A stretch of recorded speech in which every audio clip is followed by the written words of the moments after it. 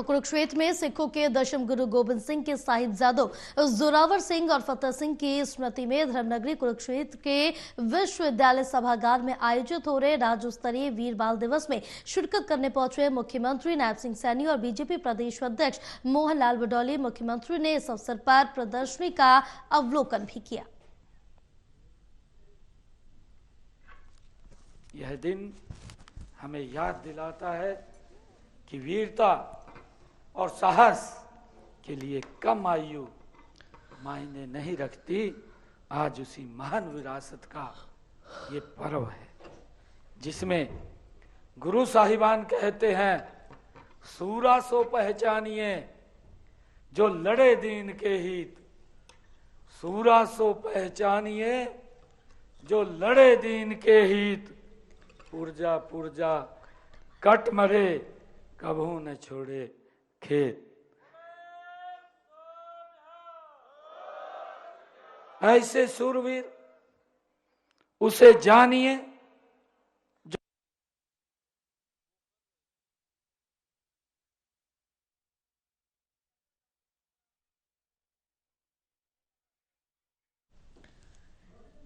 तो वीर बाल दिवस पर हरियाणा के मुख्यमंत्री नायब सिंह सैनी कार्यक्रम में पहुंचे हैं।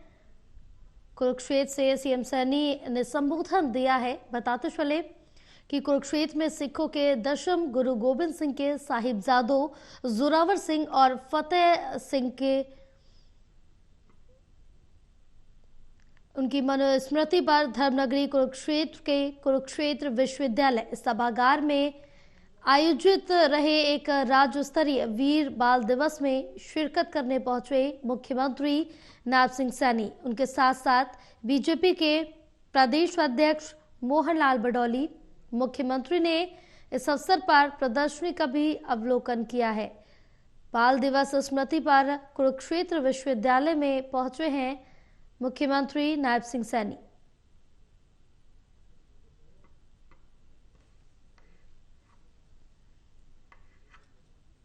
तो वीर बाल दिवस समारोह का आयोजन किया गया कुरुक्षेत्र विश्वविद्यालय में और यहाँ प्रदर्शनी भी लगाई गई जिसका अवलोकन किया मुख्यमंत्री नायब सिंह सैनी। उनके साथ बीजेपी प्रदेश अध्यक्ष मोहन लाल बडौली भी मौजूद। जिन्होंने मुगलों के अजय होने के भ्रम को तोड़ा, उन्होंने गुरु गोविंद सिंह जी के संकल्प को पूरा करते हुए प्रभुसत्ता संपन्न सिख साम्राज्य राज्य की राजधानी लोहगढ़ की नींव रखी।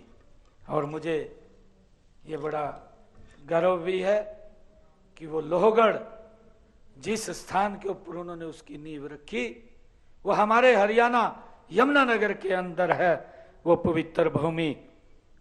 मुझे ये बड़ा इस बात का गर्व है कि सिख एक बहादुर कौम है। सिख धर्म ने देश को 10 महान गुरु दिए हैं। उन्होंने देश और समाज के लिए जो कुर्बानियां दी हैं हमें उन पर गर्व है। हरियाणा की पावन धरा में श्री गुरु नानक देव जी सही सभी गुरुओं का गहरा संबंध रहा है। हिंद की चादर श्री गुरु तेग बहादुर जी के शीश को आनंदपुर साहब पहुंचाने के लिए अपना शीश देने वाले कुशहाल दहिया हरियाणा बड़ खालसा गांव के ही निवासी थे। ये हमारे लिए बड़ा गर्व है। जब औरंगजेब ने दिल्ली के चांदनी चौक में श्री गुरु तेग बहादुर जी का शीश कलम करवा दिया था तो भाई जैता उनके शीश को लेकर निकले। मुगल सेना उनका पीछा कर रही थी तो उन्हें जिला सोनीपत के बड़ खालसा गांव में वो खुशहाल नाम का व्यक्ति जो गुरु का शिष्य था वो मिला और उसने उनको कहा कि मेरी जो शरीर है, मेरा जो चेहरा है वो गुरु जी से मिलता है, आप मेरे शीश को उतार करके आप उन मुगलों के हवाले कर दे ताकि गुरु तेग बहादुर जी का शीश वो ले जा सकें। और कुशाल सिंह ने अपना शीश वो कलम करवा दिया। जैता जो गुरु जी का शीश आनंदपुर साहब ले जाने में वो सफल हुआ है। ऐसा हमारा ये गौरवशाली इतिहास है जिसने इस भारत मां की और इस धर्म की रक्षा के लिए अपने आप को बड़ी कुर्बानियां दी हैं। मुझे बताते हुए कि हरियाणा में ही गोपाल मोचन यमुनानगर में ऐसा तीर्थ है जहां प्रथम पातशाह श्री गुरु नानक देव जी ने सर्वधर्म संभाव के लिए लंगर, संगत और पंगत की अवधारणा शुरू की थी। वहीं पर भगाणी युद्ध के बाद श्री गुरु गोविंद सिंह जी 52 दिन ठहरे थे और उन्होंने दस्तारबंदी की प्रथा वहां पर शुरू की थी। जिला अंबाला में लखनौर साहिब अकाल पुरख श्री गुरु गोविंद सिंह जी की ननिहाल थी। उनका वहां बचपन बीता। धर्म के क्षेत्र कुरुक्षेत्र और हरियाणा की अन्य क्षेत्रों में समय समय पर हमारे 8 गुरुओं का आगमन इस पवित्र भूमि पर हुआ है। आदरणीय प्रधानमंत्री नरेंद्र मोदी जी ने आजादी का अमृत महोत्सव के तहत श्री गुरु गोविंद सिंह जी के 400वें प्रकाश, गुरु तेग बहादुर जी के 400वें प्रकाश पर्व को देश भर में मनाने का निर्णय आदरणीय नरेंद्र मोदी जी ने लिया। मुझे खुशी है, मुझे ये भी खुशी है आप लोगों को बताते हुए इतने लंबे समय के बाद जिस स्थान के ऊपर बैठ करके गुरु तेग बहादुर जी का वो फरमान जारी किया गया था कि इनका शीश धड़ से अलग कर दिया जाए, 400 सालों के बाद गुरु तेग बहादुर जी की वो बलिदान की गाथा उसी स्थान के ऊपर बैठ करके हमें मनाने का अवसर मिला है। हमने वर्ष 2022 में पानीपत में ऐतिहासिक धरती पर हिंद की चादर श्री गुरु तेग बहादुर जी के 400वें प्रकाश पर्व में राज्य स्तरीय कार्यक्रम का आयोजन हमारी सरकार ने किया है। जिस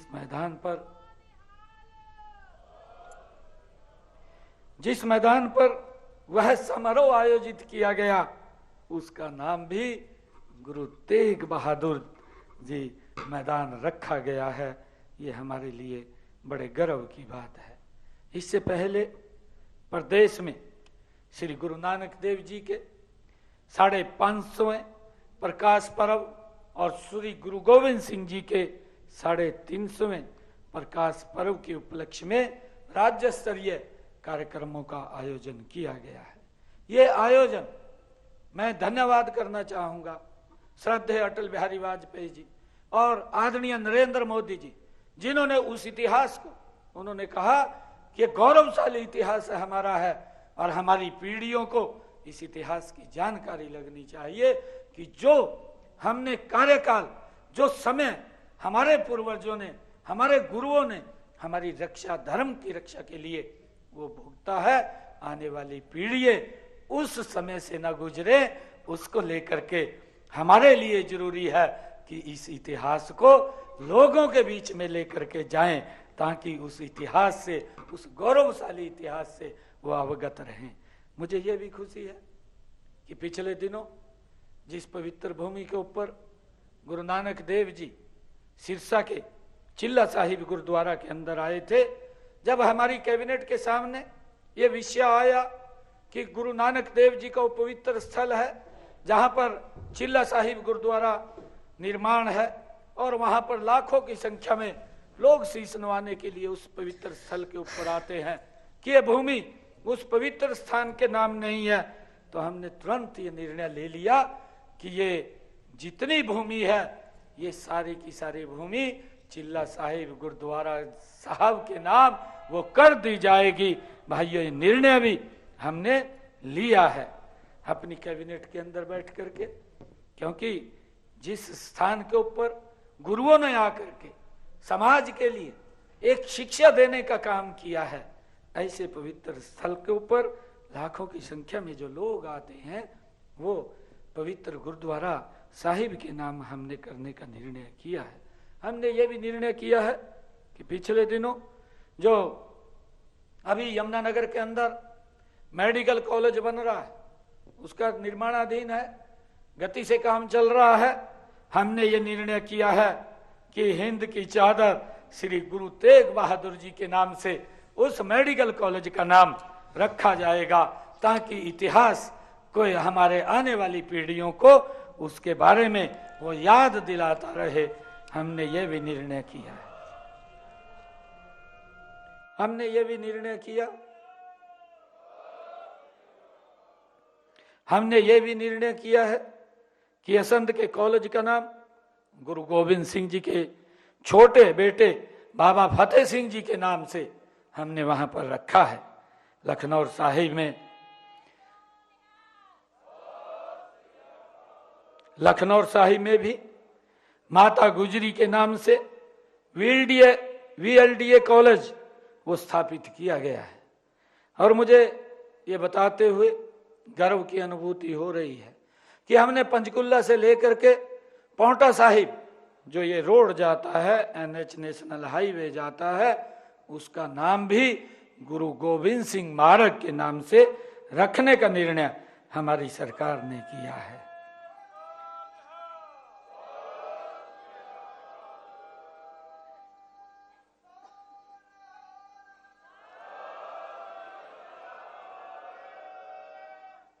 मुझे ये भी गर्व है कि हमने कुरुक्षेत्र पीपली से यमुनानगर और हमारे जो बाबा बंदा सिंह बहादुर की राजधानी, इस रोड का नाम भी हमने बाबा बंदा सिंह बहादुर मार्ग रखने का काम किया है।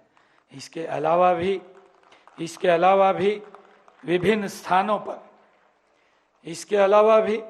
विभिन्न स्थानों पर चौक, द्वार, पुस्तकालय, सड़क आदि के नाम भी गुरुओं के नाम पर रखे गए हैं।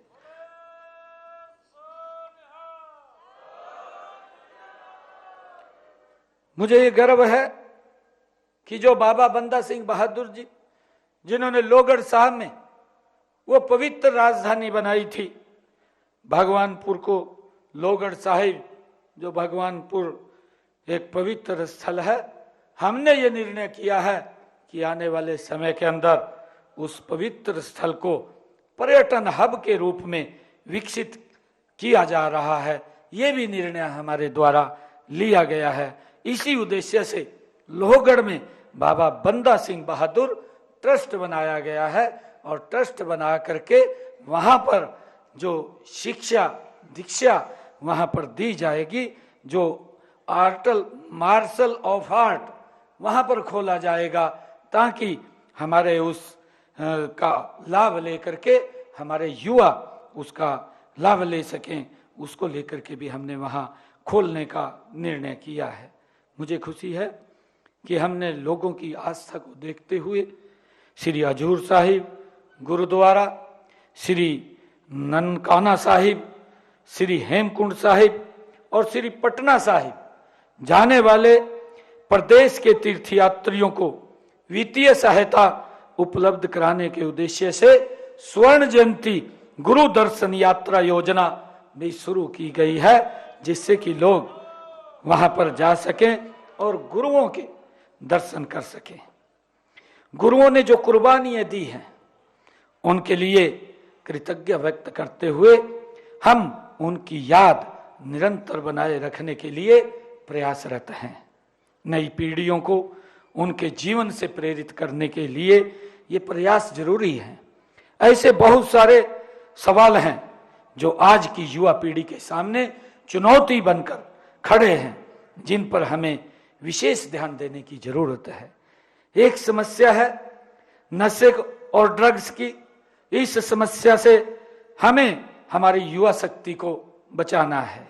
इसके लिए सरकार के साथ साथ परिवार और समाज की शक्ति को भी अपनी भूमिका निभानी है।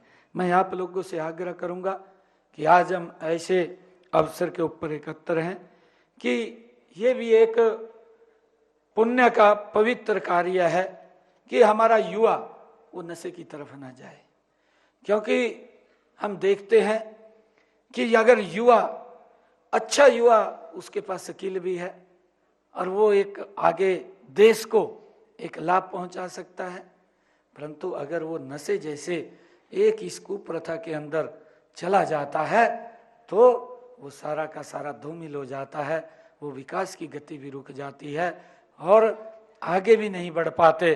तो मेरा आप लोगों से आज ये आग्रह है कि हम आज इस अवसर के ऊपर जब हम बाबा फतेह सिंह जी, बाबा जोरावर सिंह जी और ये वीर बाल दिवस के ऊपर जब हम एकत्र हुए हैं तो हमें ये संकल्प लेकर के कि युवाओं को हम नशे की तरफ नहीं जाने देंगे, इसको लेकर के हम मजबूती से काम करेंगे। ये संकल्प लेकर के हम यहाँ से जाएंगे। मैं आज वीर बाल दिवस पर सभी धर्म गुरुओं और सभी सामाजिक संस्थाओं को भी आग्रह करता हूँ कि इस नशे को लेकर एक जन आंदोलन चलाया जाए जिससे कि युवाओं को बचाया जा सके। मुझे आज आप लोगों के बीच में देश धर्म पर बलिदान होने वाले साहिबजादों का गौरवगान करते हुए अनेक कवियों ने रचनाएं लिखी हैं। मुझे भी एक कविता याद आ रही है। कहीं पर्वत झुके भी हैं, कहीं पर्वत झुके भी हैं, कहीं दरिया रुके भी हैं। कहीं पर्वत झुके भी हैं, कहीं दरिया रुके भी हैं। कहीं रुकती रवानी है, कहीं झुकती जवानी है। गुरु गोविंद सिंह के बच्चे उम्र के थे अगर कच्चे, मगर थे सिंह के बच्चे धर्म ईमान के सच्चे। गरज कर बोल उठे थे यूं, सिंह मुख खोल उठे थे यूं। नहीं हम रुक नहीं सकते, नहीं हम झुक नहीं सकते। हमें निज देश प्यारा है, हमें निज धर्म प्यारा है। पिता दशमेश प्यारा है, श्री गुरु ग्रंथ प्यारा है। जोरावर जोर से बोलो, फतेह सिंह शोर से बोलो। रखो ईंट भरो गारे, चुनो दीवार हत्यारे। हमारी सांस बोलेगी, हमारी लाश बोलेगी, यही दीवार बोलेगी, हजारों बार बोलेगी। हमारे देश की जय हो, पिता दशमेश की जय हो, हमारे पंथ की जय हो, श्री गुरु ग्रंथ की जय हो।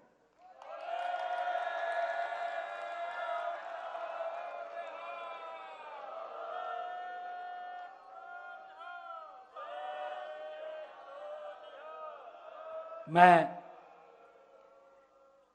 वीर बाल दिवस पर सभी से अपील करता हूं कि आप साहिबजादों के बलिदान से प्रेरणा लें। अपने बच्चों को उन जैसा साहस, त्याग और कर्तव्यनिष्ठ का महत्व सिखाएं और उनके जीवन में इन मूल्यों को स्थापित करें। यही उनको हमारी सच्ची श्रद्धांजलि होगी। श्री वाहेगुरु जी दा खालसा, श्री वाहेगुरु जी दी फतेह।